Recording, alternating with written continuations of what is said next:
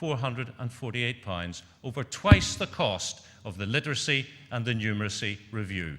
That conference is wrong in any language.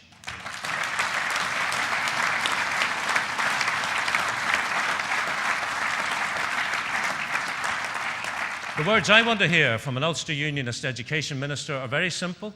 As our commitment card says, we will let teachers teach.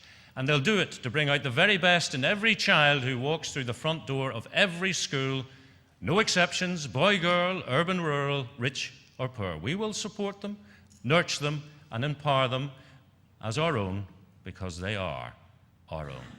I want Conference a single education system. And I know there are others who have said the same thing, but nobody has done anything about it. So give us the ministry, and we will. Give the Ulster Unionist Party responsibility for the Department of Education, and we will start that process on day one.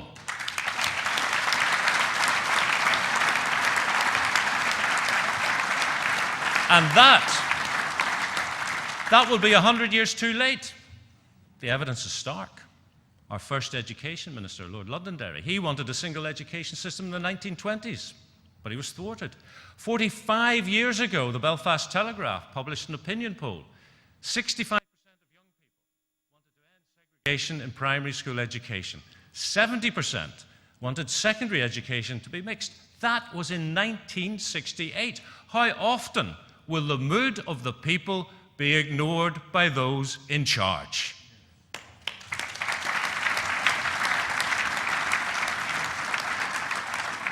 It's the right time to do it because it is the right thing to do. At conference last year, I said I wanted my leadership to tackle sectarianism, the toxic legacy of our troubles.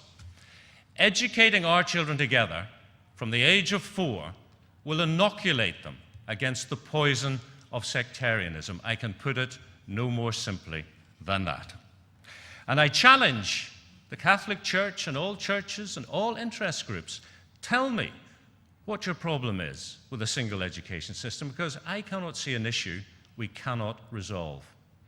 And if there's something that works for your sector, I want it for all of our children.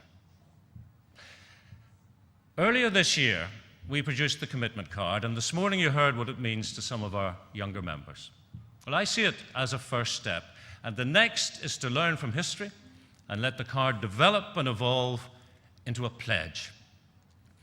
100 years ago, Edward Carson, James Craig and company came up with a covenant of its day. It had a specific purpose, of course, and it was for a defined target audience, the pro-union people of this island. So it was, if you like, exclusive in that it excluded the pro-United Ireland citizens of the island.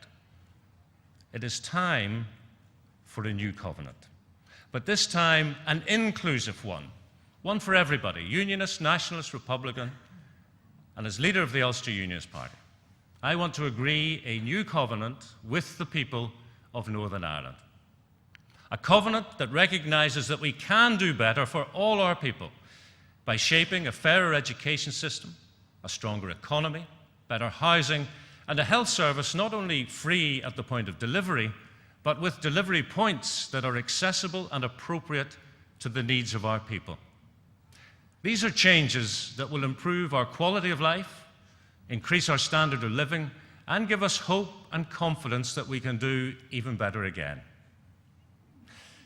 At conference last year, I also said I wanted my leadership to be about tackling child poverty and multiple deprivation. Well, this covenant between us and the people can do all that. If we're all feeling better, doing better, and aspiring to better, then the future will replace the past as the place to be.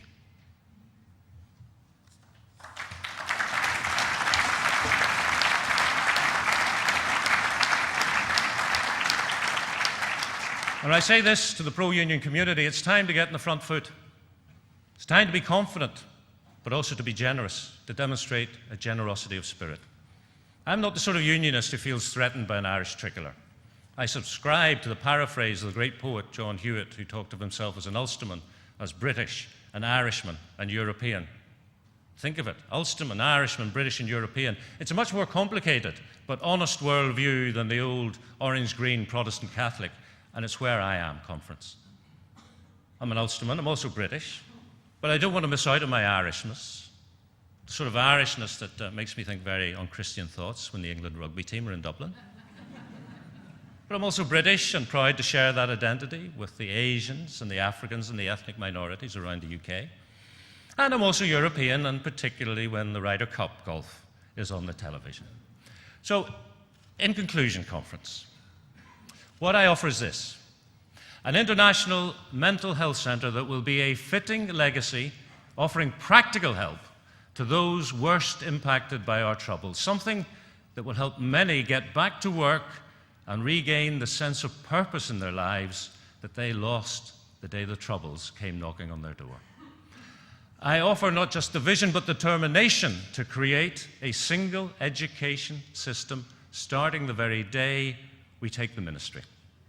And I offer a new covenant for all our people, dedicated to doing better and to doing what's right for the economy, for education, for health and for housing, to give all our people a better quality of life and higher standards of living. It's not a covenant we expect you to queue up and sign at Belfast City Hall. If you want to support it, all you have to do is vote Ulster Unionist.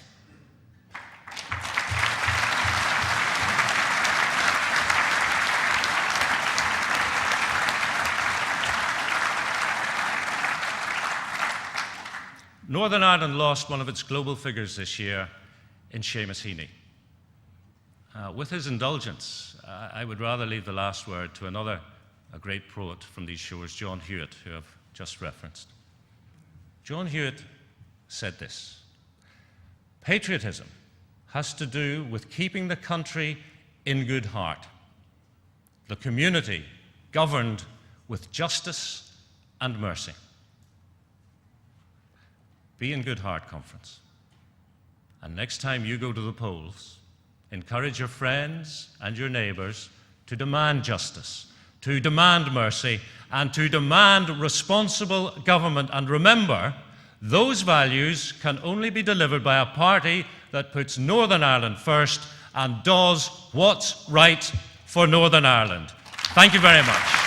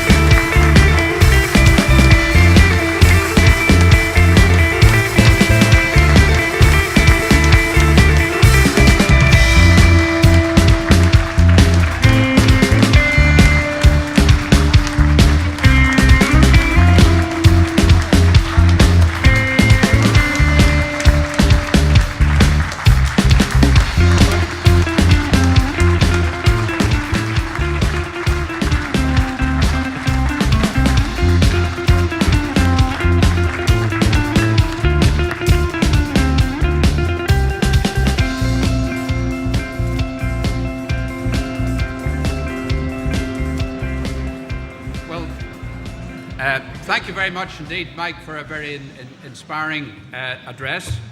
I'd like to just remind you that there will be two fringe meetings over lunch, one on education chaired by Danny Kinnahan, and there'll be another one on dealing with survivors and victims where Tom Elliott will be presiding at that. And